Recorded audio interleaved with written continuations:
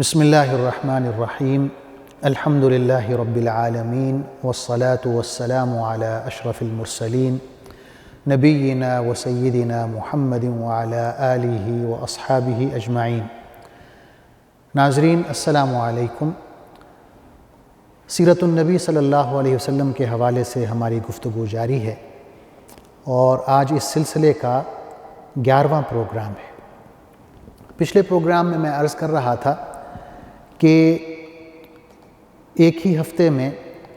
دو عظیم شخصیات مسلمان ہو جاتی ہیں،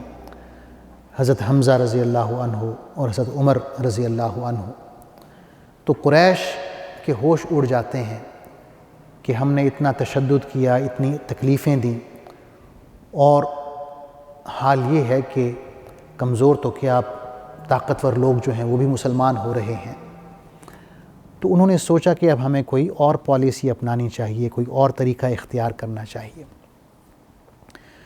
تو قریش کے بڑے سرداروں میں سے ایک سردار ہے عتبہ بن ربیعہ۔ اس نے دیگر سرداروں سے کہا کہ اگر تم اجازت دو تو میں محمد سے بات کرتا ہوں، اسے کچھ پیشکش کرتا ہوں، ہو سکتا ہے کہ وہ ہماری بات مان جائے اور یہ جو نیا دین آیا ہے اس کا ہم راستہ روک لیں۔ تو قریش کے سردار اجازت دیتے ہیں اور وہ آپ صلی اللہ علیہ وسلم کے پاس جاتا ہے اور کہتا ہے کہ اے بھتیجے، تم ہم میں سے ہو، عالی النسب ہو، تمہارا حسب نسب ہم جانتے ہیں، اور تم یہ نیا دین لائے ہو جس کی وجہ سے ہمارا اتحاد پارا پارا ہو گیا ہے۔ تم نے ہمارے آباء و اجداد کو گمراہ کہا ہے، بتوں کی مذمت کی ہے، تو میں تمہارے سامنے کچھ چیزیں رکھتا ہوں، میری بات سنو۔ آپ صلی اللہ علیہ وسلم نے کہا کہ ہاں میں سن رہا ہوں، بتائیں۔ تو اس نے کہا کہ اگر یہ جو آپ نیا دین لائے ہیں اس کا مقصد مال و دولت اکٹھی کرنا ہے تو ہم بہت زیادہ مال اکٹھا کر کے آپ کو دے دیں گے اور آپ ہم میں سب سے زیادہ مالدار بن جائیں گے، اور اگر یہ جو نیا دین آپ لائے ہیں اس کا مقصد عزت اور شہرت حاصل کرنا ہے تو ہم آپ کو اپنا سردار بنا لیتے ہیں، آپ کے بغیر ہم کوئی فیصلہ نہیں کریں گے، اور اگر آپ بادشاہ بننا چاہتے ہیں، اس نئے دین کا مقصد یہ ہے کہ آپ ہمارے بادشاہ بن جائیں، تو اس پہ بھی ہمیں کوئی اعتراض نہیں، ہم آپ کو اپنا بادشاہ تسلیم کرتے ہیں۔ اور اگر مسئلہ کوئی اور ہے، آپ سمجھتے ہیں کہ یہ کوئی آسیب زدگی کا مسئلہ ہے، آپ پر کوئی جن بھوت آ جاتا ہے اور آپ کو مجبور کرتا ہے کہ آپ ایسا کلام پڑھنا شروع کر دیں، تو ہم جتنا مال خرچ کرنا پڑا خرچ کریں گے، ہم آپ کا علاج کروائیں گے اور آپ ٹھیک ہو جائیں گے۔ حضور صلی اللہ علیہ وسلم عتبہ کی پوری بات سنتے ہیں اور پوچھتے ہیں کہ کیا آپ نے اپنی بات مکمل کر لی؟ اس نے کہا ہاں میں نے اپنی بات مکمل کر لی۔ تو آپ کہتے ہیں کہ اب میری بات سنو، اور پھر آپ سورہ حامیم سجدہ کی تلاوت فرماتے ہیں۔ بسم اللہ الرحمن الرحیم، حامیم تنزیل من الرحمن الرحیم، کتاب فصلت آیاتہ قرآنا عربیا لقوم یعلمون بشیرا ونذیرا فأعرض اکثرهم فهم لا يسمعون وقالوا قلوبنا فی اکنۃ مما تدعونا الیہ۔ آپ تلاوت کرتے ہیں کہ حامیم یہ خدائے رحمان و رحیم کی طرف سے نازل کردہ چیز ہے،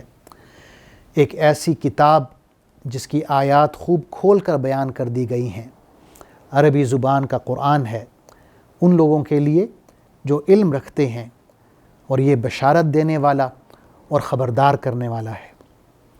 مگر ان لوگوں میں سے اکثر اس سے روگردانی کرتے ہیں اور سن کر نہیں دیتے۔ وہ یوں کہتے ہیں کہ جس چیز کی طرف تو ہمیں بلا رہا ہے اس کے لیے ہمارے دلوں پر غلاف چڑھے ہوئے ہیں، ہمارے کان بہرے ہو گئے ہیں، اور ہمارے اور تیرے درمیان ایک حجاب حائل ہو گیا ہے، لہٰذا تو اپنا کام کر، ہم اپنا کام کیے جائیں گے۔ آپ صلی اللہ علیہ وسلم تلاوت کرتے ہوئے جب یہاں پہنچتے ہیں، فَإِنْ أَعْرَضُوا فَقُلْ أَنذَرْتُكُمْ صَاعِقَةً مِثْلَ صَاعِقَةِ عَادٍ وَثَمُودَ کہ اب اگر یہ لوگ منہ موڑتے ہیں تو آپ ان سے کہہ دیں کہ میں تم کو اسی طرح کے ایک اچانک ٹوٹ پڑنے والے عذاب سے ڈراتا ہوں جیسے عاد اور سمود پر نازل ہوا تھا۔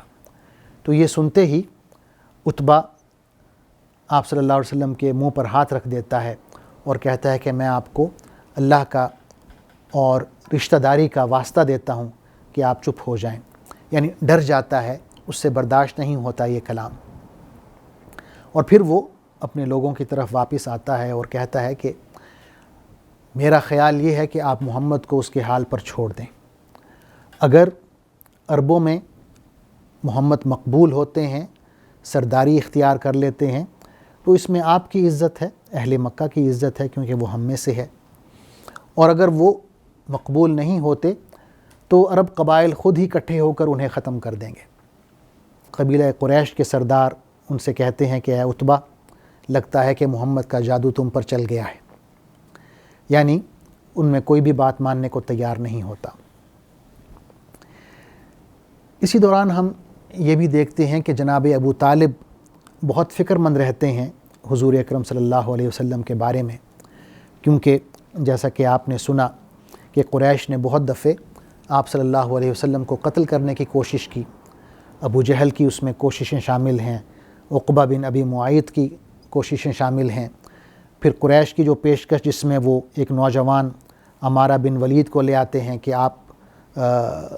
ابو طالب اس نوجوان کو رکھ لیں اور محمد صلی اللہ علیہ وسلم کو ان کے حوالے کر دیں تاکہ انہیں قتل کر دیا جائے، یعنی یہ سب باتیں آپ کے ذہن میں ہیں اور آپ بہت فکر مند ہیں حضور اکرم صلی اللہ علیہ وسلم کی زندگی کے حوالے سے۔ تو یہ سوچ کر جناب ابو طالب اپنے خاندان والوں کو اکٹھا کرتے ہیں، آپ کا جو وسیع خاندان ہے، تمام بنو ہاشم کو اکٹھا کرتے ہیں اور تمام بنو مطلب کو اکٹھا کرتے ہیں، یعنی ان میں جو لوگ اسلام لا چکے ہیں وہ تو ظاہر ہے حضور اکرم صلی اللہ علیہ وسلم کے حامی ہیں، نصرت کرتے ہیں، لیکن خاندان ہونے کی وجہ سے جو لوگ غیر مسلم تھے، کافر تھے، وہ بھی اکٹھے ہو جاتے ہیں اور جناب ابو طالب ان سب سے یہ مطالبہ کرتے ہیں کہ رسول اللہ صلی اللہ علیہ وسلم کی حمایت کی جائے اور آپ کی حفاظت کے لیے ہر وقت تیار رہا جائے۔ تو تمام کے تمام بنو ہاشم والے بھی اور بنو مطلب یہ وعدہ کرتے ہیں، مسلمان بھی اور کافر بھی، کہ وہ رسول اللہ صلی اللہ علیہ وسلم کی حمایت کریں گے اور حفاظت کریں گے۔ ایک عجیب بات جو ہوئی وہ یہ ہے کہ کل 4 ہفتوں کے اندر 4 بہت بڑے بڑے واقعے ہو جاتے ہیں، یعنی یہ نبوت کا 6واں سال ہے، اس کا آخر ہے، ذوالحج کا مہینہ ہے، اور اس مہینے میں 4 بڑے بڑے واقعے ہوتے ہیں۔ پہلا واقعہ حضرت حمزہ رضی اللہ عنہ کا اسلام قبول کرنا ہے، دوسرا واقعہ حضرت عمر رضی اللہ عنہ کا اسلام قبول کرنا ہے، تیسرا بڑا واقعہ حضور اکرم صلی اللہ علیہ وسلم کا یہ جو پیشکش تھی عتبہ کی، ان کی نظر میں بہت بڑی پیشکش تھی، آپ صلی اللہ علیہ وسلم کا اس پیشکش کو ٹھکرا دینا ہے، اور پھر یہ جناب ابو طالب کا بنو ہاشم اور بنو مطلب کو حضور صلی اللہ علیہ وسلم کی حمایت پر اکٹھا کرنا ہے۔ جب یہ 4 واقعے ایک ہی مہینے میں ہو جاتے ہیں تو اہل مکہ یا قریش بہت پریشان ہوتے ہیں اور ایک نیا کام کرتے ہیں۔ وہ ایک ظالمانہ معاہدہ بیٹھ کر لکھتے ہیں اور اس میں یہ ہے کہ بنو ہاشم اور بنو مطلب کے ساتھ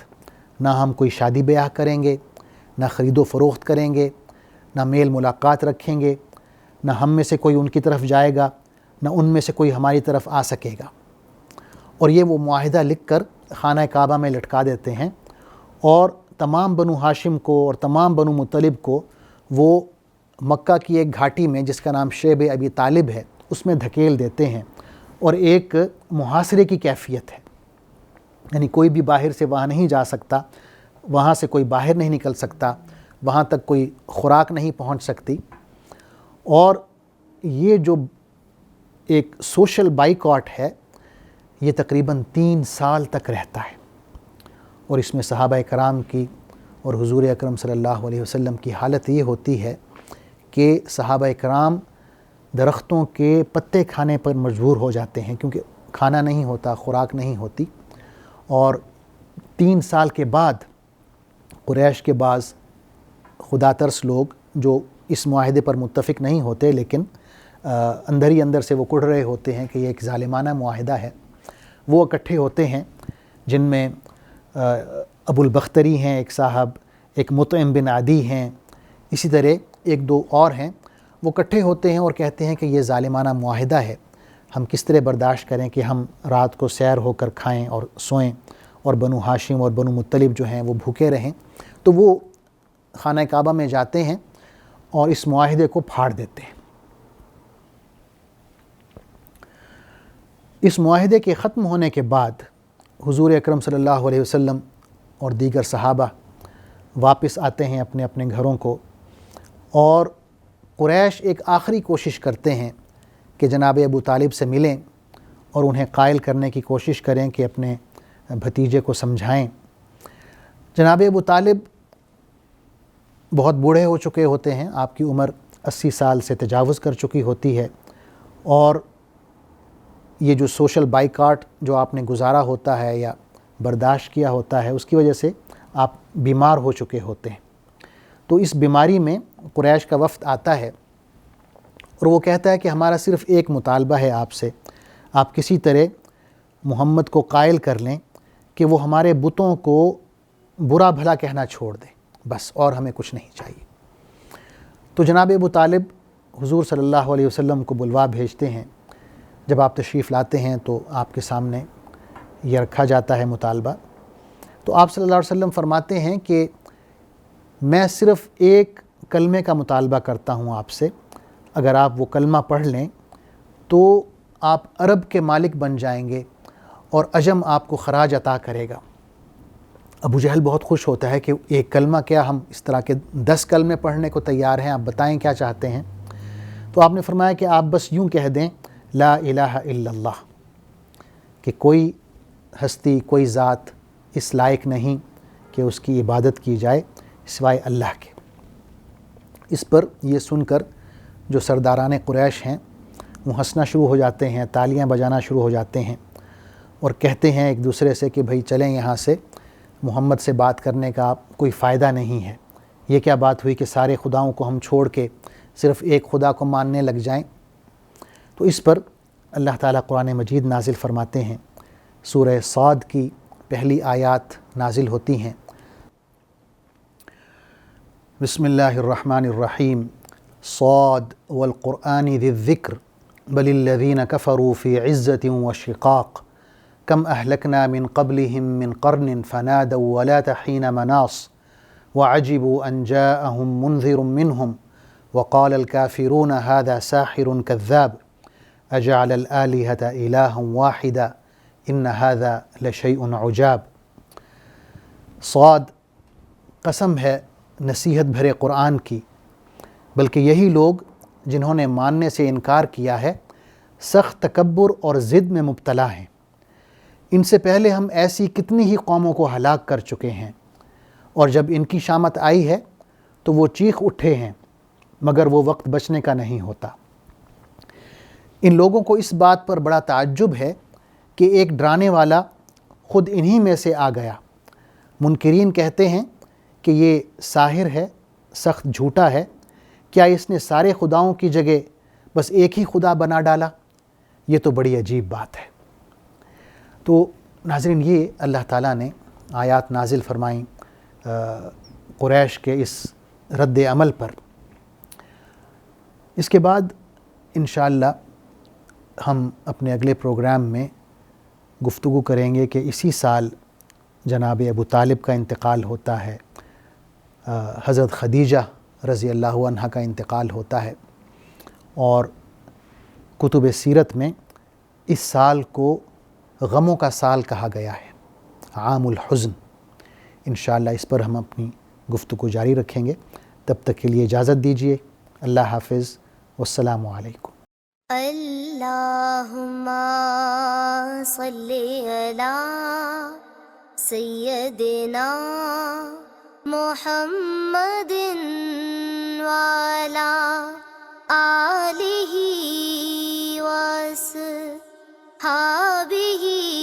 وسلم اللہم صلی علی